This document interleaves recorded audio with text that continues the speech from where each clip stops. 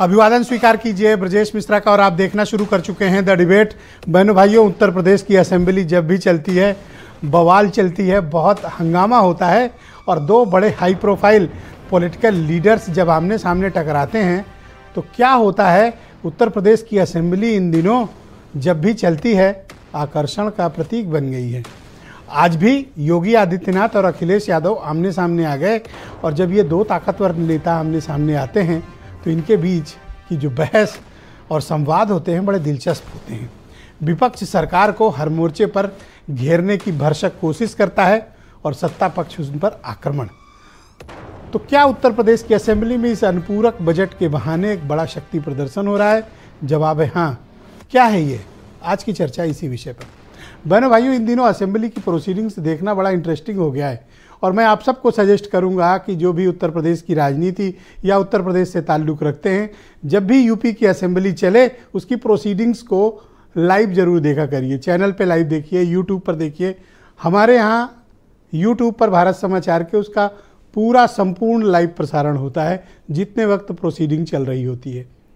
तो आप सोच रहे होंगे कि मैं ऐसा क्यों कह रहा हूँ, या ऐसा इसलिए कह रहा हूँ क्योंकि जब आप सदन की कार्रवाई देखेंगे तो आप ये जान सकेंगे कि आपके चुने हुए जनप्रतिनिधि आपके मुद्दों को कितना सदन में उठाते हैं, किस तरह से उठाते हैं, सरकार सदन में उसका जवाब क्या देती है। इसके अलावा कॉमन कंसर्न, कॉमन काज के भी बड़े मुद्दे हैं जो यूपी की असेंबली में उठते हैं।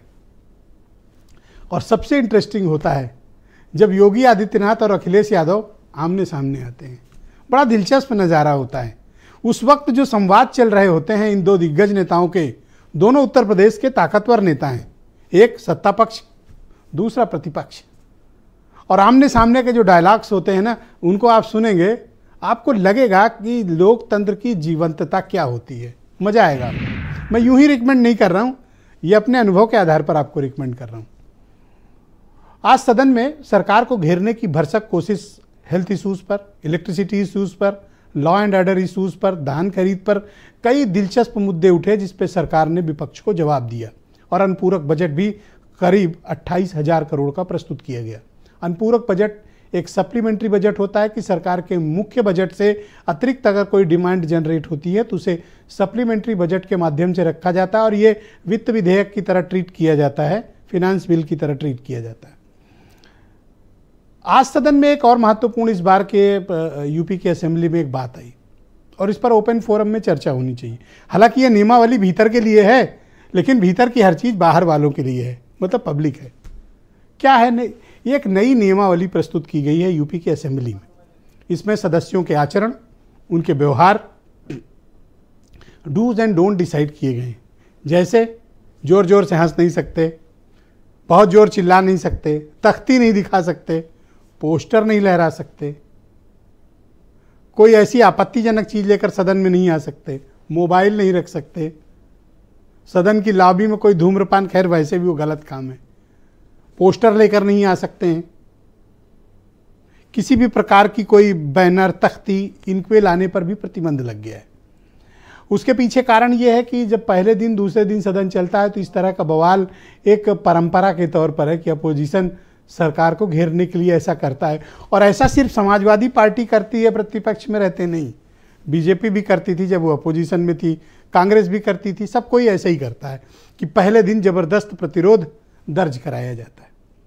बहनों भाइयों, यूपी की असेंबली में ये नई नियमावली को लेकर तमाम सदस्यों का बड़ा विवाद है, लेकिन चूंकि ये अडॉप्ट कर ली गई है और ये लागू कर दी गई है, लेकिन एक वाइब्रेंट डेमोक्रेसी में क्या इस तरह के प्रतिबंध विधायकों पर लगने चाहिए या उनको अपनी बात कहने की एक आज़ादी होनी चाहिए ताकि वो अपनी बात कह सकें लोगों के बीच?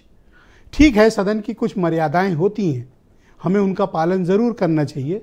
सदन कोई मछली बाजार नहीं है, कोई हंगामे की जगह नहीं है। वो एक ऐसा प्लेटफॉर्म है जहां हम रहकर सरकार की जवाबदेही तय करते हैं। वही एक इकलौती जगह है जहां पर सरकार जवाबदेही के दायरे में खुद ब खुद सामने मौजूद होती है और उससे उच्च कोई जवाबदेही उत्तर प्रदेश की हुकूमत में नहीं है। डेमोक्रेसी में सदन ही सर्वोच्च जवाबदेही की जगह है। इसलिए मैं आपको सजेस्ट करता हूं कि ज़रूर देखा करिए क्योंकि अब असेंबली में एक दूसरे पर जिस तरह से हमले होते हैं वो देखना भी बड़ा दिलचस्प होता है। जो देखने आप डिबेट में जाया करते हैं उससे ज़्यादा हाई प्रोफाइल लीडर्स आमने सामने लड़ रहे होते हैं और कई बार बड़ी दिलचस्प बातें भी हो रही होती हैं। जैसे आज योगी आदित्यनाथ जब बोल रहे थे उसके ठीक पहले अखिलेश यादव ने स्वास्थ्य विभाग का मुद्दा, इलेक्ट्रिसिटी का मुद्दा, धान खरीद का मुद्दा उठा दिया। नेता सदन यानी मुख्यमंत्री मौजूद थे तो उन्होंने प्रतिकार भी उसी तरह से किया। कहा जैसे सवाल सामने से आएंगे जवाब भी उसी भाषा में दिए जाएंगे।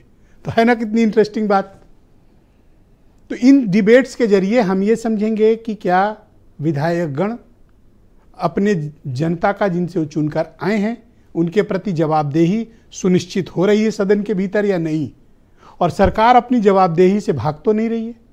क्योंकि जनता ने बीजेपी को चुना है सरकार के लिए और अपोजिशन को चुना है सरकार पर नज़र रखने के लिए।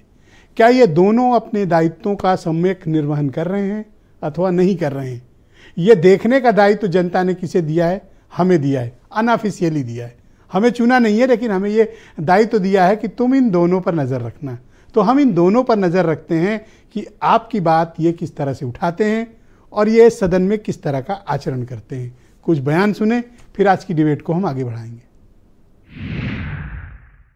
बरसात के समय जल जमाव वाले क्षेत्रों में, अन्य क्षेत्रों में इस प्रकार की बातें देखने को मिलती हैं। और ये केवल डेंगू के मामले नहीं होते, इंसेफ्लाइटिस के भी मामले होते हैं, मलेरिया भी होता है, कालाजार भी होता है, चिकनगुनिया भी होता है।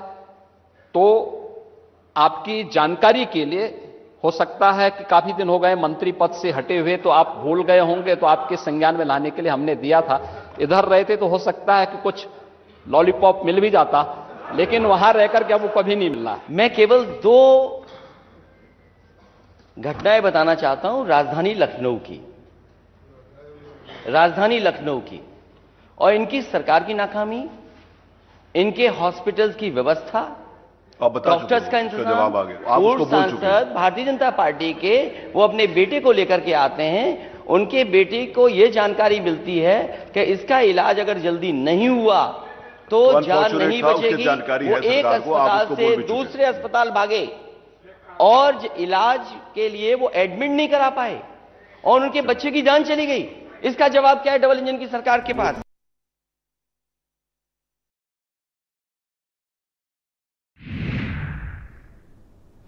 तो लगा ना आपको कितना इंटरेस्टिंग काम हो रहा है। इसलिए कल जब सदन की कार्रवाई हो तो भारत समाचार यूट्यूब पर सदन की कार्रवाई लाइव प्रसारित करता है। चैनल पर भी दिखाते हैं लेकिन यूट्यूब पर पूरी कार्रवाई का प्रसारण होता है। ज़रूर देखिएगा, कल भी बहुत दिलचस्प बहस होने वाली है। एसएन सिंह भारतीय जनता पार्टी के प्रवक्ता हैं, मेरे साथ मौजूद हैं। दीपक रंजन समाजवादी पार्टी से हैं। सुरेंद्र राजपूत कांग्रेस से हैं। ब्रजेश शुक्ला जी जाने माने पत्रकार हैं राजनीतिक मामलों के उत्तर प्रदेश के। अरुण राजभर एसबीएसपी के प्रवक्ता हैं और वीरेंद्र सिंह जी हमारे स्टेट हेड। आप सबका शुक्रिया और धन्यवाद इस दिलचस्प डिबेट का हिस्सा बनने के लिए।